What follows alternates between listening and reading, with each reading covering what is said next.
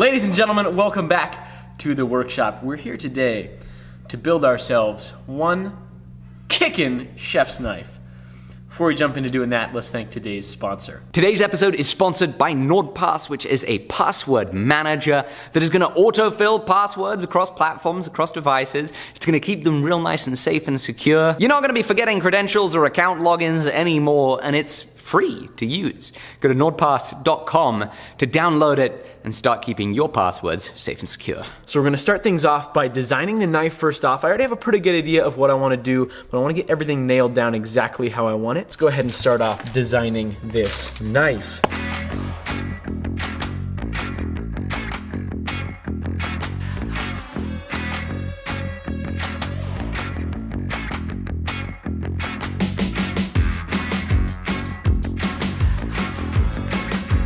So I'm very excited about this pattern. I had the idea for this pattern after seeing some paper pattern makers in Florence, Italy, playing around with the way that they do their different paper patterns. They use dies and a wooden stick to manipulate the pattern rather than steel and a power hammer.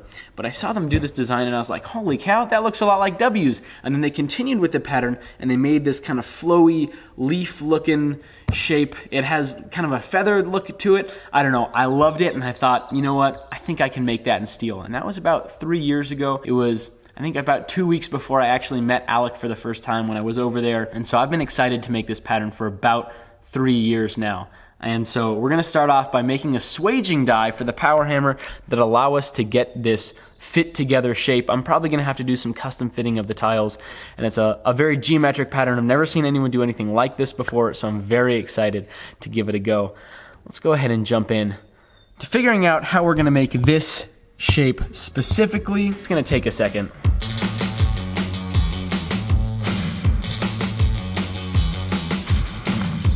So as we can see from right here, this pattern, when you repeat it over and over again, fits together very well. So what we're gonna do now is make a 3D 2-inch tall version of this that we can then forge into some swaging dies. That might not make sense right now, but it will in a minute. Let's hop into the grinding room.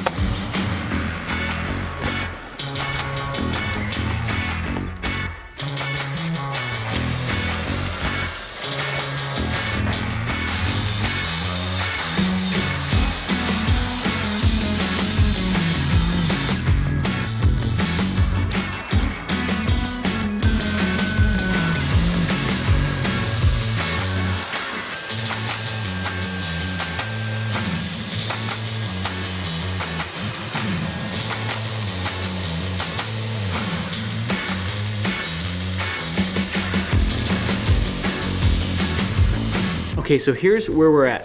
We've got this little lemon eye, whatever shape you want to call it, piece of steel. This is H13, so it's not going to deform too much when it's hot. So we're gonna weld the handle onto this end. We're gonna cut 2 pieces of mild steel.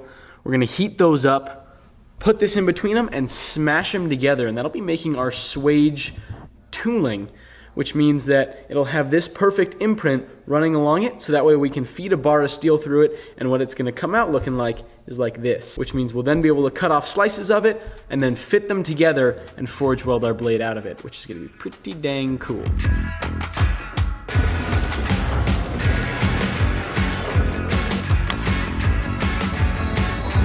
So after a little bit of discussion with Alec, we decided that the fastest way to do this would be to take this piece of 3/8 by 1-inch bar, bend it into a U shape, weld it onto either side of these, keeping them square, and that way it'll bend out and they'll sit like this. And so tomorrow when Alec is back, he's gone right now, we can just go ahead, throw it in the press. He can hold it still, I can run the press and swoosh it down, and we'll have ourselves a nice little spring swage. And if that doesn't work out, say it goes crooked, whatever, we can always just cut off more pieces of this material. Easy peasy lemon squeezy. So we're gonna go ahead and weld this thing up. Before we weld it, we've gotta bend it.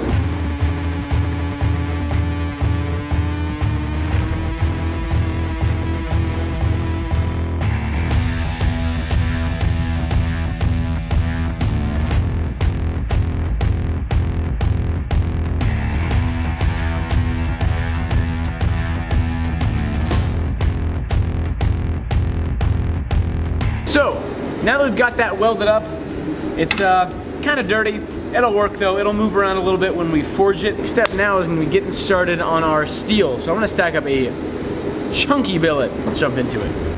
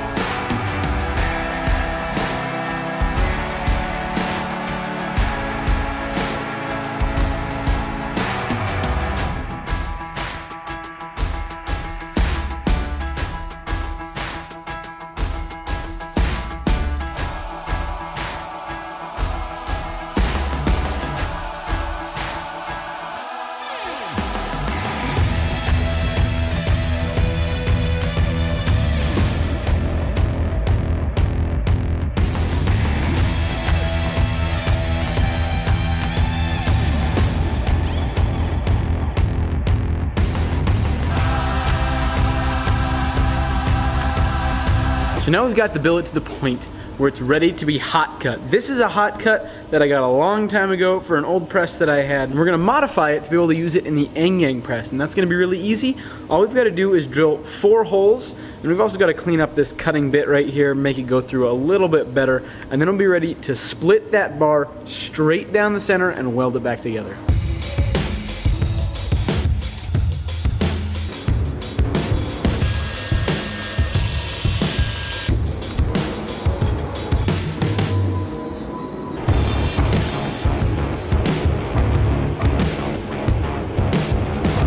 So now we just need to do that all the way down that bar of steel.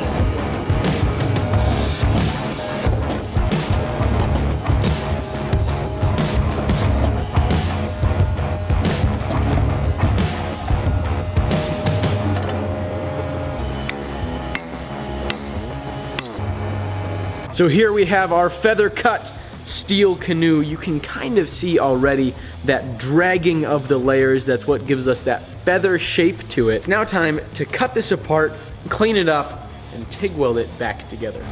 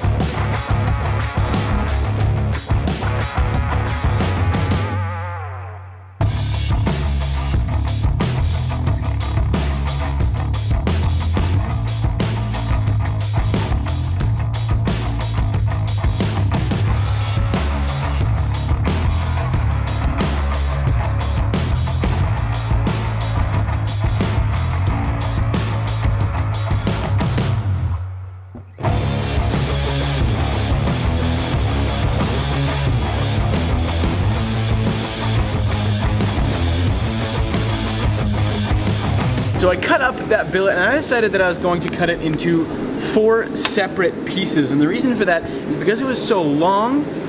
If I had just done it in one piece, I would have lost a lot of really good steel trying to get it flattened off and ready to re-weld. So I cut it into 2 billets. It means I was able to save a little bit of that steel. We're gonna go ahead and make and TIG weld these up so there's no way any air can possibly get in there. Then we'll throw them back in the forge and weld them back together.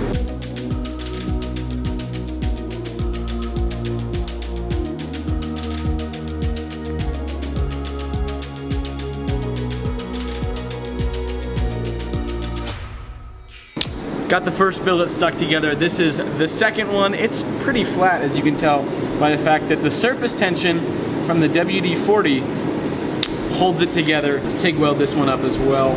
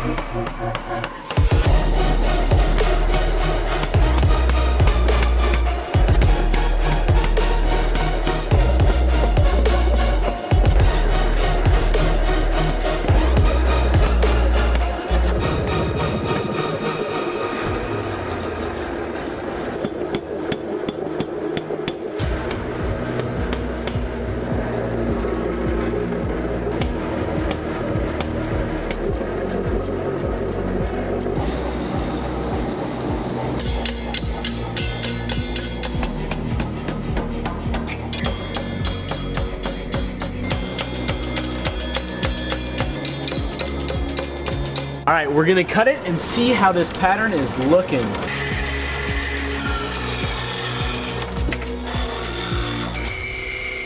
I can't tell you guys how excited I am. I've literally been waiting for this moment right here for 3 years. We'll do this one. So the end is always gonna have more distortion, so we're gonna go ahead and do the other piece. Oh my gosh. It's pretty good. It's just so beautiful. Unfortunately, these pieces will not work because I undersized it for the die. And so I'm gonna have to reforge that other billet to the correct size. So we're gonna go ahead and fire up the forge and get back to it, forge that other bar to the right size, and then we'll be able to grind all of these pieces and hand fit them together to forge our blade.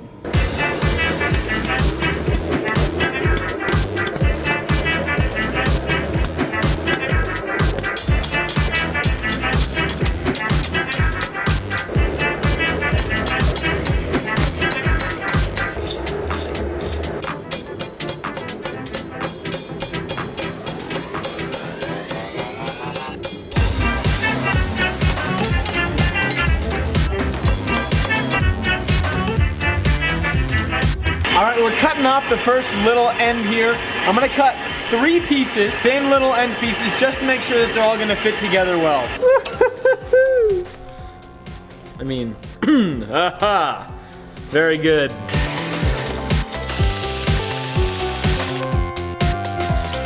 So this steel is looking fantastic. We've got about 7.5 usable inches of it that we need to cut up and form into this blade.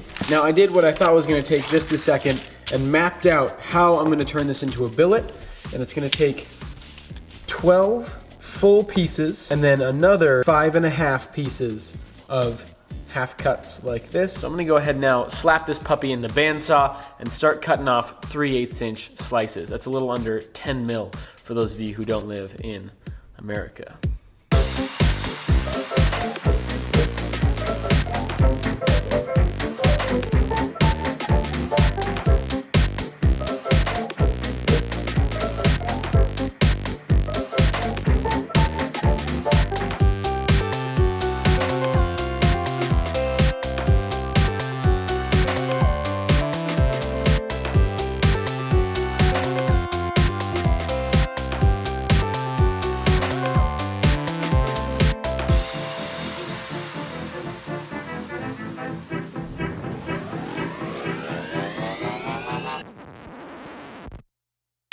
right, now we've got all of the pieces fit. They all fit together pretty well. It's time to take our supporting tiles here and we're gonna cut 3 of them in half widthwise and 3 of them in half lengthwise, and those will be what goes around the outside to make this a square billet. Let's hop on the bandsaw.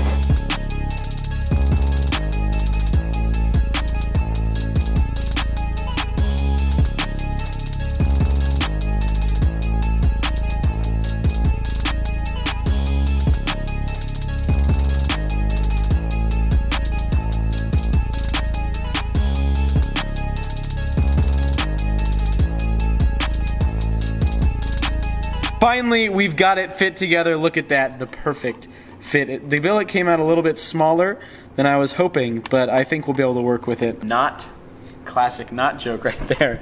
The actual billet is looking very nice. All of the edge pieces are now fit up and everything is looking, I think, well within our margin of gappage. I'm gonna be putting some powdered steel on the top to hopefully fill up any of those wee little baby gaps that are in there already. Those edge pieces took a lot longer than I was thinking because they heat up really fast and I burned my fingers just an unbelievable amount of times trying to get those done. But it's time to cut out some 15 and 20 plates to put on either side of this thing. And with that, we'll be able to block out all oxygen trying to get in there and we'll get a perfect weld probably. So I'm gonna go ahead and blast out those 15 and 20 plates and get this thing welded up.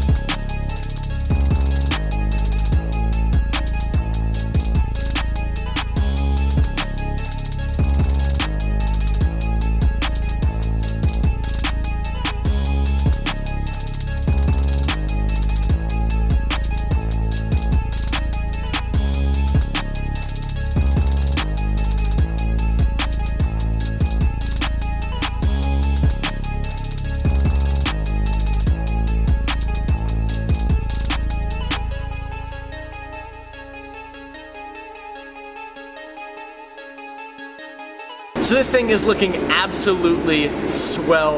I'm very excited with how it came out. We've got some 1080 powder, we've got some WD-40 in there so that hopefully we're gonna have a really nice weld. But we're gonna have to call it there for an episode.